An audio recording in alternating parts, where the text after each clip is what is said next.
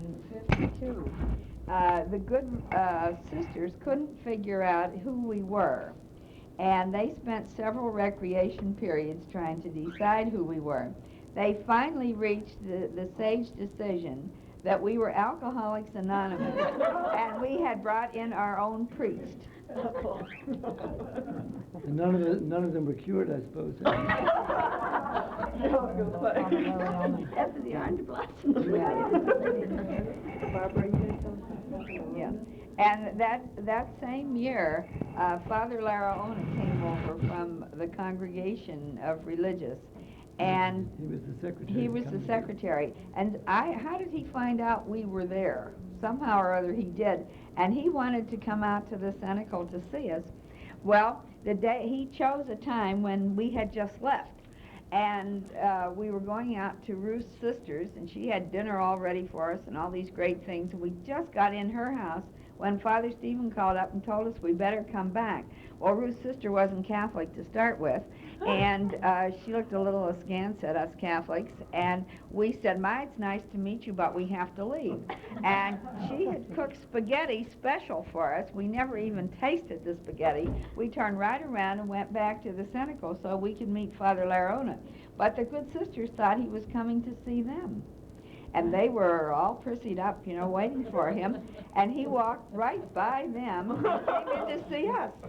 And they just couldn't figure it out.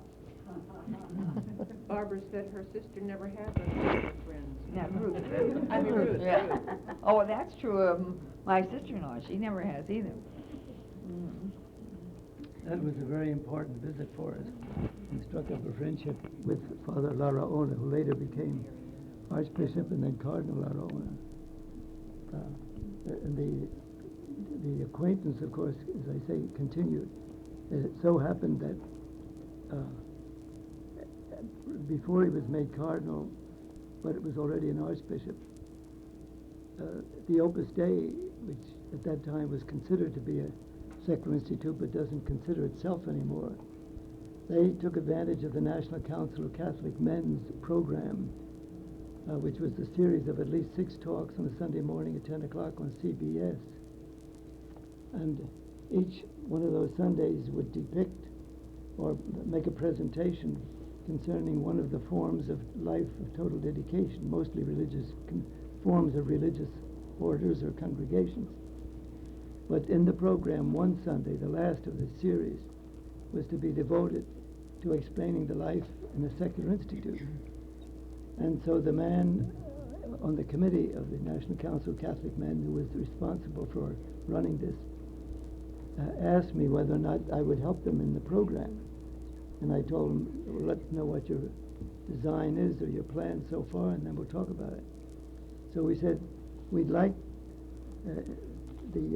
to devote about 20 minutes to depict the life of an outstanding member of a secular institute who is now deceased, but about who would perhaps be a founder of one or the other institute.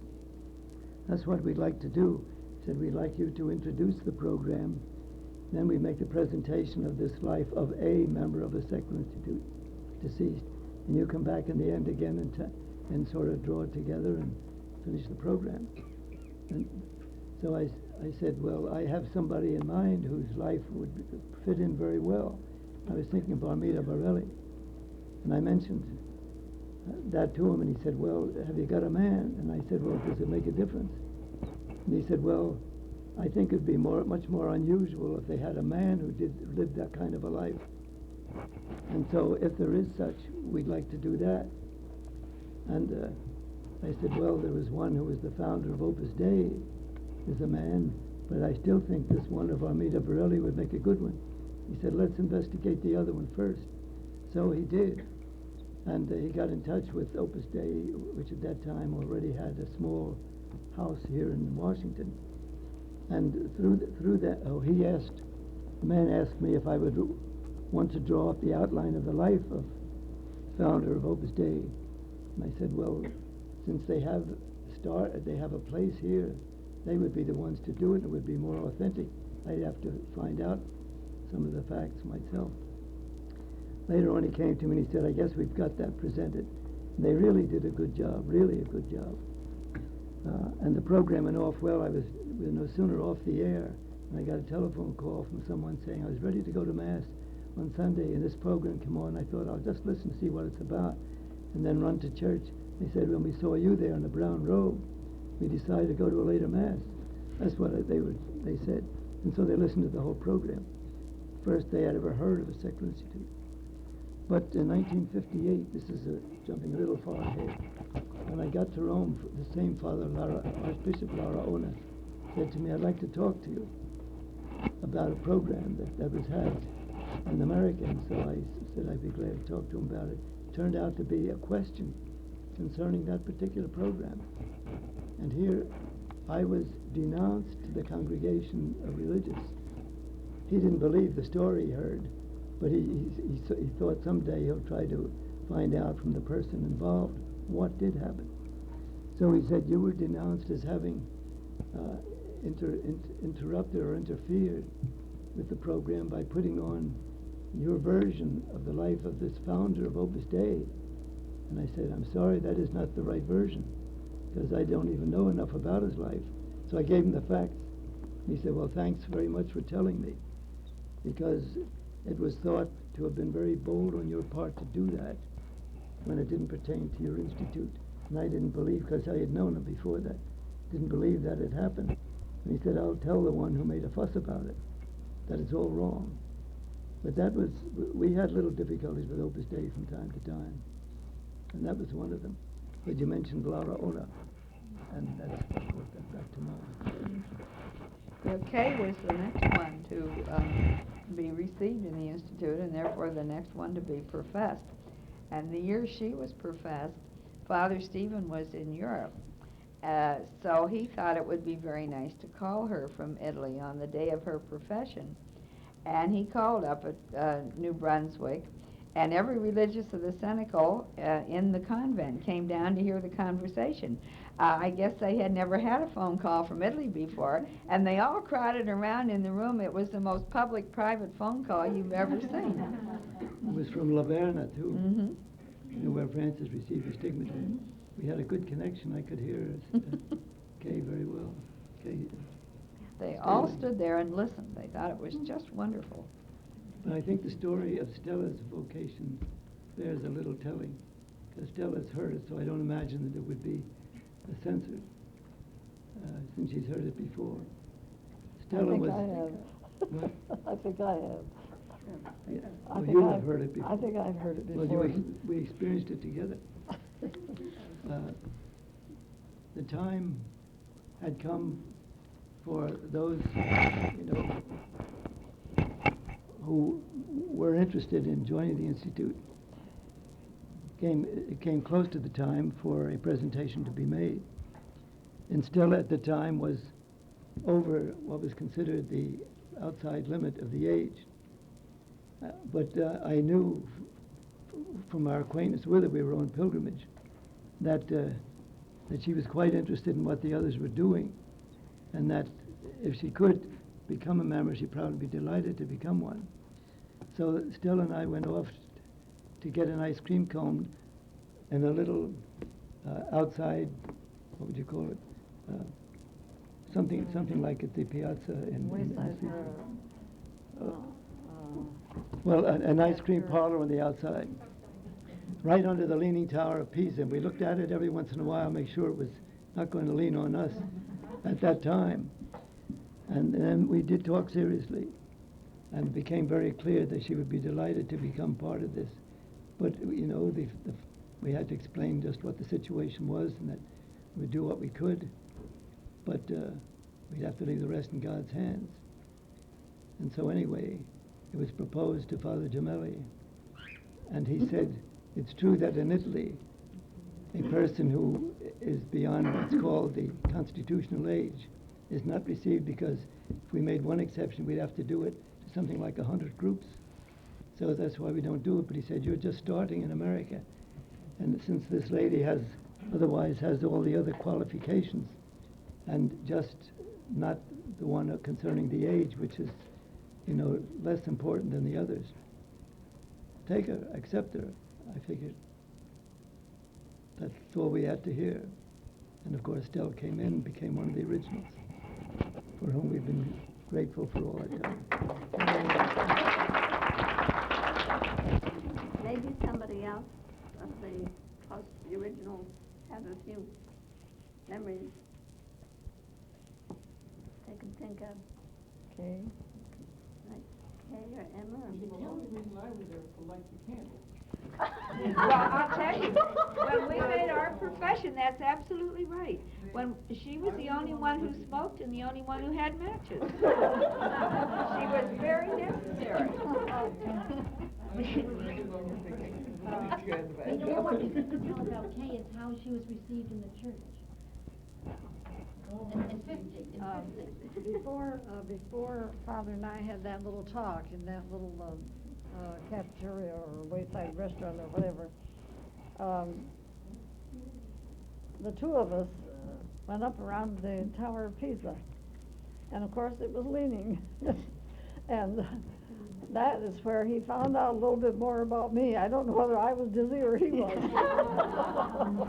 But anyway, he seemed to find it out. Well, we've written the first 25 years, as you know, which is the serious side of our thing. We thought maybe a few humorous incidents, and maybe someday we'll put them down on paper, and I do think Virgins and Wedgies would be a good title for them. I think it was just to tell about Emma after I came down. And It's a good story. We'll have to talk about Katie first. yeah, Kay first, because that's Kay first, and then we'll, because it's ahead, you know. Right. Historically, yeah. So what are you gonna talk about Kay? Not me, I don't want to, but you all tell Well, about how did Kay Does get, everybody know how Kay came into the church? No, okay. No, Well, if you have that music people lighting the candles. That was after. Yeah. Well, I think that's why they got rid of the candle. yeah. Nobody don't light them anymore. you take the first part of it, Bob, how Kay got on that trip. Connie and I were living together, and we had a third roommate. Her name was Claudia, and she was from Minnesota. And she worked for the Census Bureau. 1950, of course, was the census year. So she could not take any vacation until August. Therefore, she couldn't go over to Italy or to Europe with us when we went. We were very affluent government girls at that time, and we had at least 6 weeks vacation and a fair amount of money, and so we took a really long trip in 1950 and made it very worthwhile. Claudia couldn't go with us, but she said that she could meet us in Rome. That was after the census time was over, and she wanted to know if she could bring a friend with her. She had gone to school with her in Minnesota. We said sure. We were looking for warm bodies at that point because we had to get, enough people, and we said sure. And she said, well, she isn't Catholic. We said, we don't care as long as she can pay her way. We're happy to have her come, see. So she and Claudia met us in Rome, and Kay made all the 4 pilgrimages to the various basilicas with us. One time, I was at St. Paul outside the wall. Kay carried the crucifix when we were in procession for this pilgrimage. When we finished, we were all talking about, oh, now we've gained the whole year indulgence and all this. And Kay said, well, what do I have to do to gain the whole year indulgence?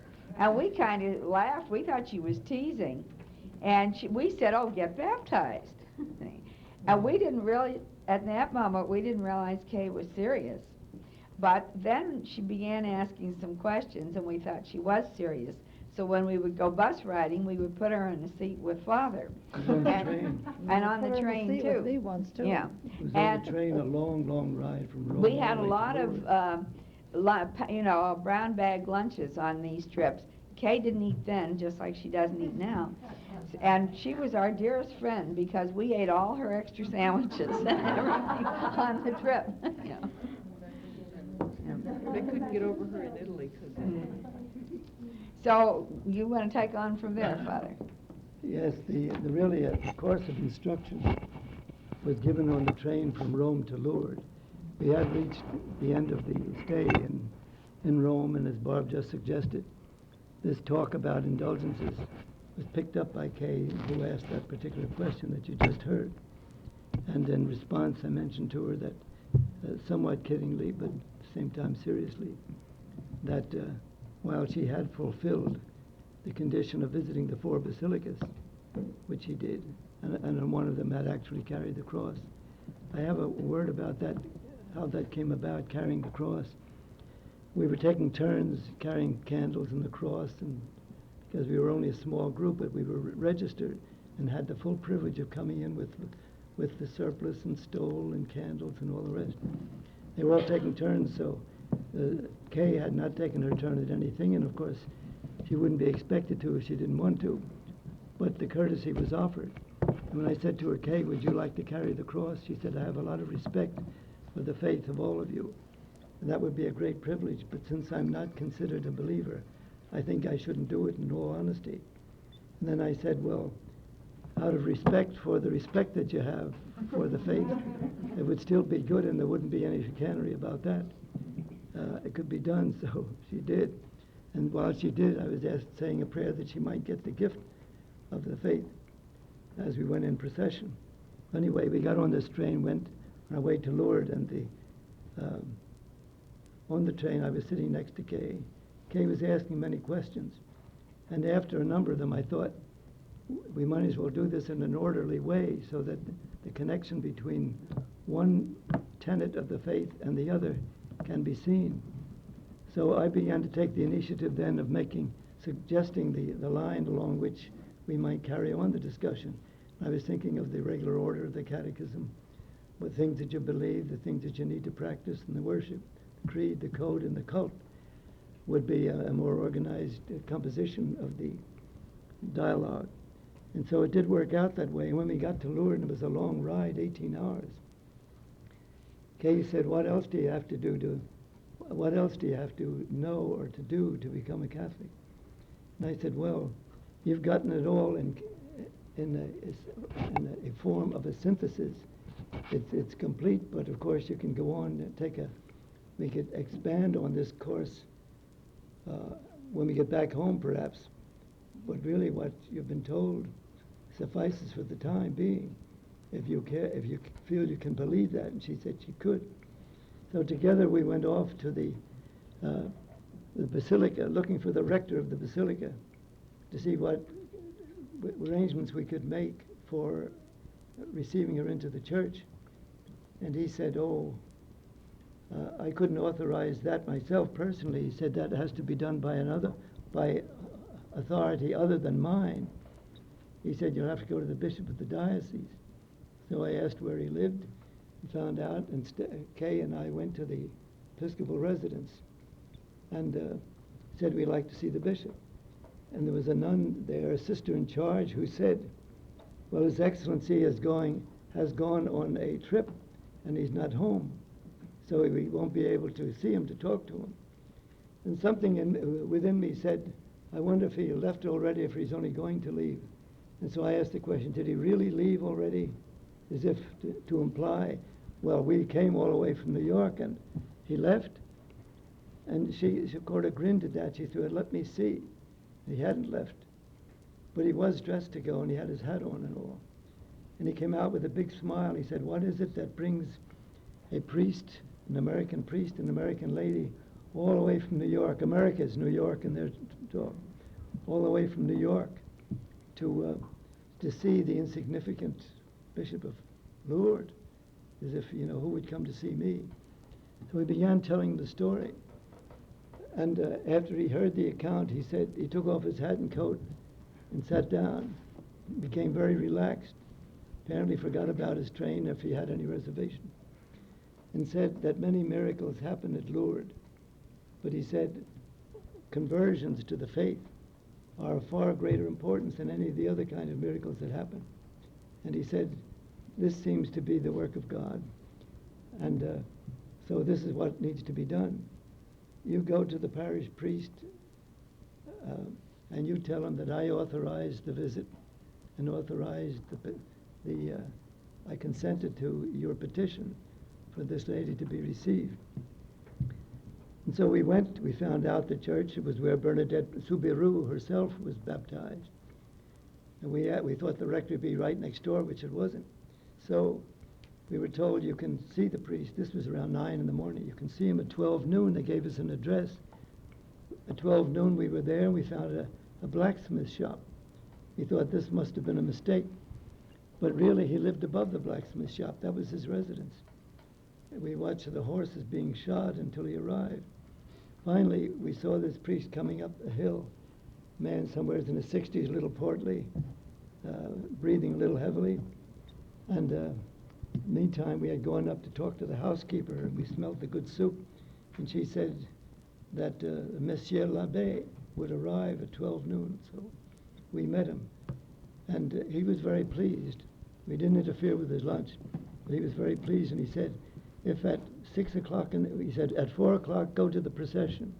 Take part in that, in the blessing of the sick, and the procession with the Blessed Sacrament. That should be over about 6. At 6, you return to the church. I will have instructed my assistant to receive you. He'll give you everything necessary for the reception to the church. At that time, a profession of faith had to be made, and a conditional baptism, because Kay had been baptized earlier into a Protestant community. Of course, after that, the conditional baptism. All of that was done, and in the evening we still had a little time, because it remained light for quite some time, to go to the clinic of the Sisters of Nevers, who belonged to the same community that Bernadette belonged. And we asked whether or not we could use their chapel for Mass and for giving First Communion to this newly converted lady. And they were very gracious and said we could, and they arranged for 7:30. And the whole group that was with us, some 12 people or so, were going to be present for it. And they said you can even use the kneeler that was used by Bernadette when she received her First Communion. We still had it. So that was brought out. And they said, here's the statue, which is the only one for which Bernadette had any respect after she saw the real lady, that she was no longer interested in statues of Blessed Mother, except this one, which she thought was devotional. They brought that out. So that was the setting for the First Communion the next day. So we had hymns and had a homily, and it was a great celebration. That's the story. Claudia Hines and I were sponsors for Kay in baptism. Who is sponsored? Claudia Hines and myself. Excuse me, did the old album? Oh, okay.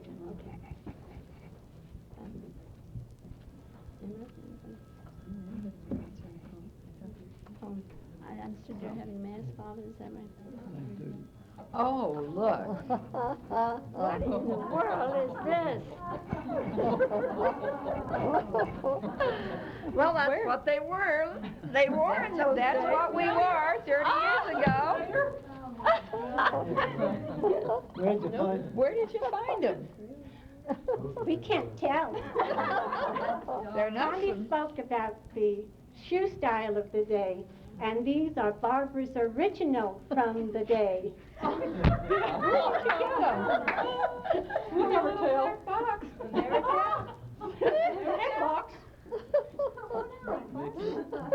Have you put them on them?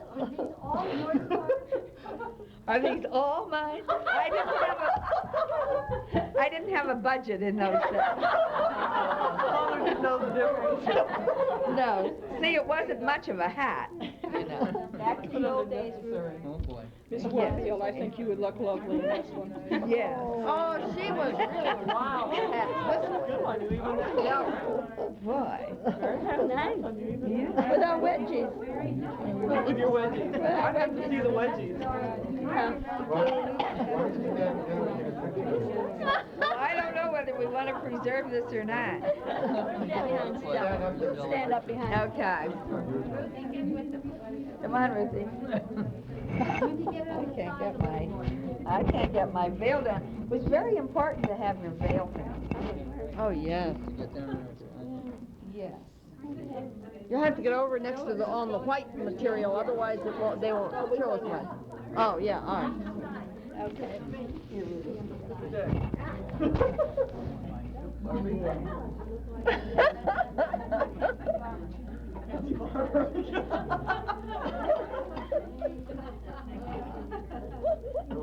I'm not fast. You're not, oh, you're I not got that. cable or lights, stand over here now. Oh, my. No, that's Elvis being here. Much beauty up there. Oh, enough for the second.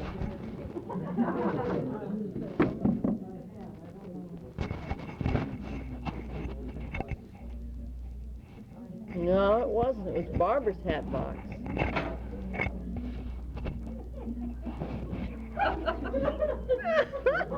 Look, antiquated. Then I don't have to wear one.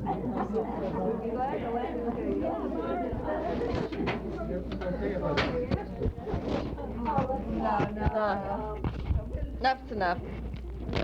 Dear Lord, he wasn't interested in our hats. How you know? You never asked him. First overhang and he doesn't have a hat. Yeah?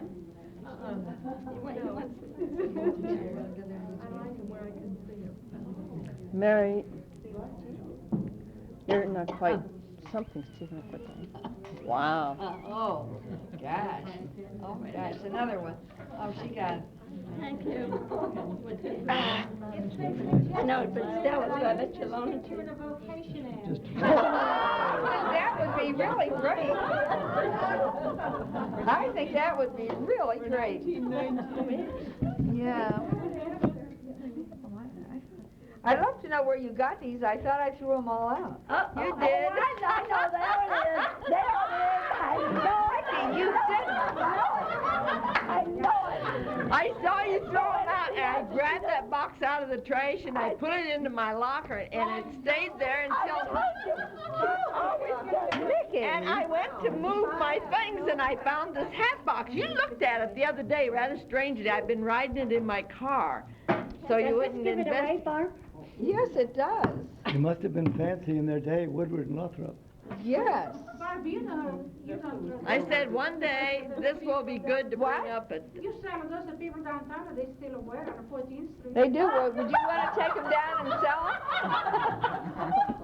Thank God you didn't. Or big rainbows. I noticed you said 14th Street, but I know she said 14th Street.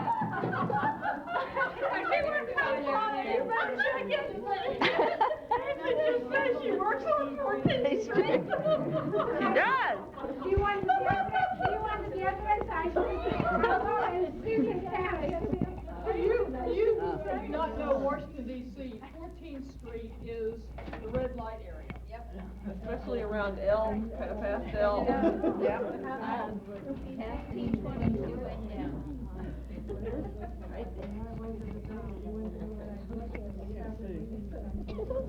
Okay, dear, I think that. Yeah, that I think is it.